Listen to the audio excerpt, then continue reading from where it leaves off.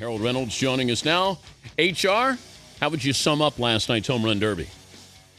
Well, you know what's funny? We predicted Cespedes, a lot of us. At least I did anyway. I'll take credit for that. It was fun, though. How cool is it to see Harper and his dad, though? I talked to them before.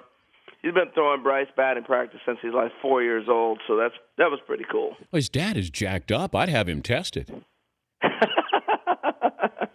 Ron works out like a fiend, man. He's in the gym all the time. That's what Bryce was just on, and he said, his dad is like yoked up. He said, I don't know if I could take him, and he's 48 years of age. But that's a pretty neat thing when you say, I said, when did you decide to have your dad pitch to you? And he said, when I was a little kid. He said, because I was thinking if I ever got there to home run derby, I wanted dad to pitch to me. So pretty neat moment last night. He's been eyeing this home run derby. I've known him since he was about 16 or 17, so he's been wanting to do this for a while. It's pretty cool. If I told you 4 months ago Matt Harvey and Max Scherzer were going to be your starting pitchers, what would you have said? Well, I'd have said, Dan, go to Vegas because you must be tripping. No, it's amazing how far those two guys have come to be starters in the All-Star game. I would have never thought of it. You think about all the great arms out there. Yeah, those two names wouldn't have came up. Well, Harvey, we knew, had a lot of potential, and originally drafted by the Giants, and then finally brought up with the Mets. And I know it's a hometown selection here. Scherzer winning his first 13, pretty amazing. I asked Jim Leland yesterday if you had Game 1 of the playoffs to start now, and Verlander and Scherzer were rested, who would you start? He wouldn't answer the question. Yeah, I wouldn't think he would. I still think he'd probably go with Verlander, but. Really? Yeah, I do. It's tough to be. It doesn't matter if Scottie Pippen scored 50. You still give him the ball to Jordan, right? That contract with Verlander would make me nervous at his age and the length of it. They didn't have to give him that long-term deal. He had 2 more years left on his deal, didn't he? Yeah, there's about 3 or 4 contracts out there in baseball that you kind of scratch your head with guys locking guys up for the long term. Like? But, you have to sometimes do the franchise thing, too. I mean, what Verlander has done in this run, he has warranted being locked up long term. I mean, you win an MVP, a Cy Young. But I don't need to do it now. I could have waited maybe late next year.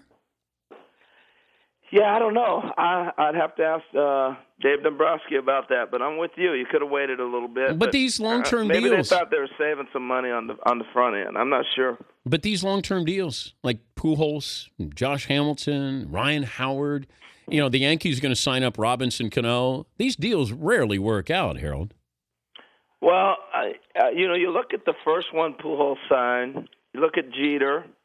But I think also, Dan, the money is so crazy that a guy can go from – I remember when Mattingly won the arbitration case, and I think he jumped like $15 million. Now these guys are jumping $20, $25 million in 1 year in arbitration. So we're going to see another $200 million player. I have no idea what Stanton or Harper or these guys are going to get to because there's so much money in the game now. Well, crazy. I mean, you could look at Harper and Trout and just say, all right, when do you want it? How much do you want, and when do you want it? Yeah. Well, those are the things that surprise me. I mean, those are the guys I'm going to and saying, here's a 10-year deal. Right now. Yeah, right now I would do it. Today. Yeah. Absolutely. Yeah. Talking to Harold Reynolds, Major League Baseball Network, joining us, Dan Patrick Show.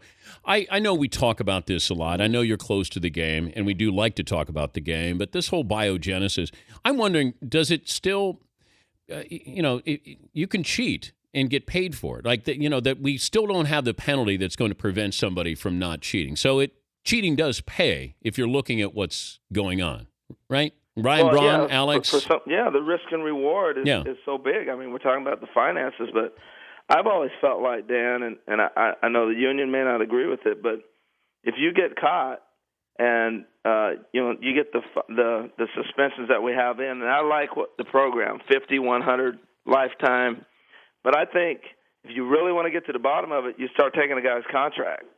You go, you know what? You just forfeited that $100 million you just signed for. See you later. You can start. We'll let you play. You're on the program. You got to pass the testing, but you lost that contract. And I think then guys are going to go, it's not worth the gamble.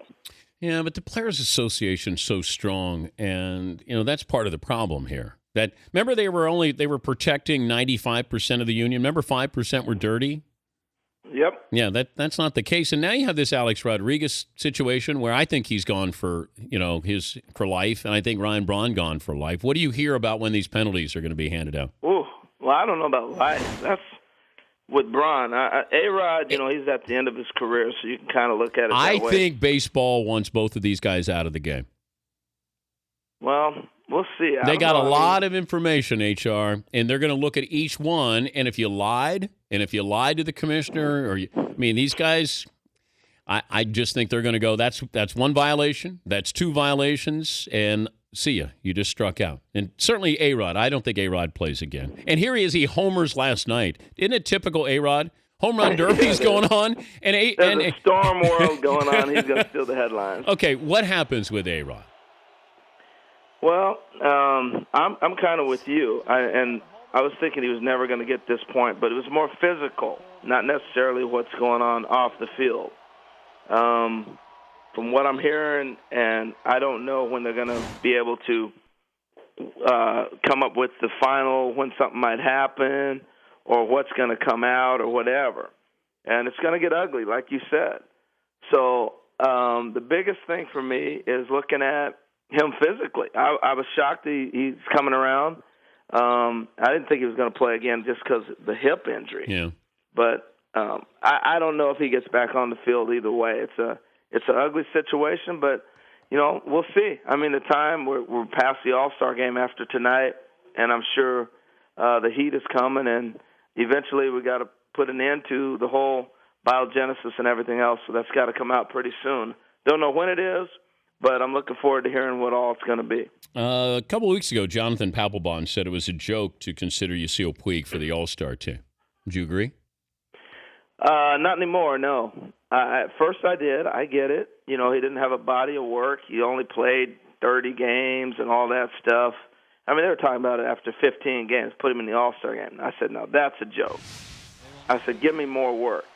After 30 games, I started going, this is the most exciting player in baseball. Heck yeah, he should be in the All-Star game. And that's how I looked at it. We got to continue to get the young stars in the game and advance the game. The game is boring. Everybody's striking out. They're not putting the ball in play. When you got a guy like that plays with the electricity that he does, you got to get him in the game. Well, baseball does not do this to its stars. That they don't celebrate individuals. The NBA does too much of it. Baseball doesn't do enough of it.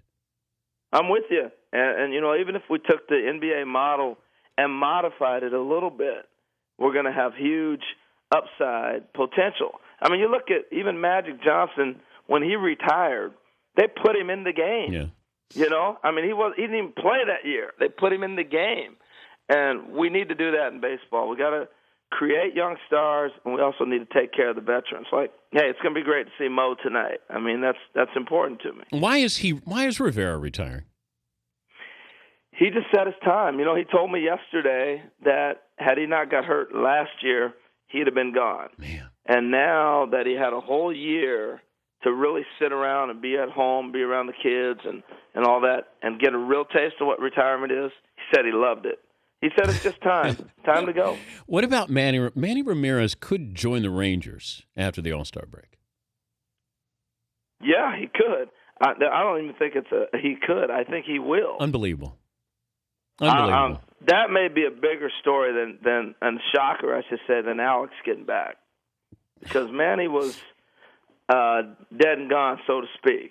And he's back. Would you trust that he was clean coming back? I'm going to have to. I believe I'm not. the testing. No way. I do believe the testing. I really do. And here's the biggest thing with Manny is that he shaved the dreadlocks. He cut his hair. He's really trying to be – I think he wants to go out of the game and play the game to be remembered properly. And I know maybe I'm romancing here a little bit, Dan, but that's what I'm hoping, and I'm hoping that's what happens. Before I let you go, when Aroldis Chapman was, going 3 digits on the gun, Yeah, and your reaction? ridiculous. Okay. The other night. Yeah, but what did you say to 104, Plesac? 103, 102. It was amazing. But what blew me away, Freddie Freeman got a hit on a breaking ball. Are you kidding me? It's unreal. Yeah, but didn't you have one of those honest moments when you were on Major League Baseball Network? Have one of those what? Didn't you have an honest reaction? Didn't you say, "Are you bleeping me?" on the air? No, I didn't say bleeping. No. Oh, you didn't? No. Oh, okay. I got a quote here that you said it to Plesac. No. Oh, okay. No. You know me better than that. Fritzy, why did you put this down here that Harold would say something like that? I apologize. I thought something had accidentally slipped out, and that's my apology if we misheard. Are you that. bleeping me right now that Harold said, "Are you bleeping me?" I might be. No, Okay. I would never say Okay, that. all right. Well, that's why I was surprised. I was like, Harold, oh, you must have got caught in, maybe off camera saying that. But, No. okay, all right. I wouldn't even say that off camera. No. Okay, all right. Do you know what? What do you want me to do to Fritzy? See, that's why you come on Dan Patrick, though. You get to clean things up. Do you want me to do something to Fritzy? Punish him? No, when I come back in, I'll think of the punishment. I like that.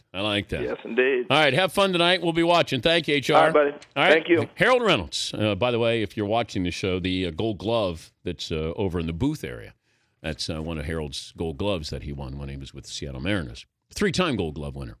But it does look a little bit like Lee Smith, the photograph on there. Or maybe Coolidge from The White Shadow.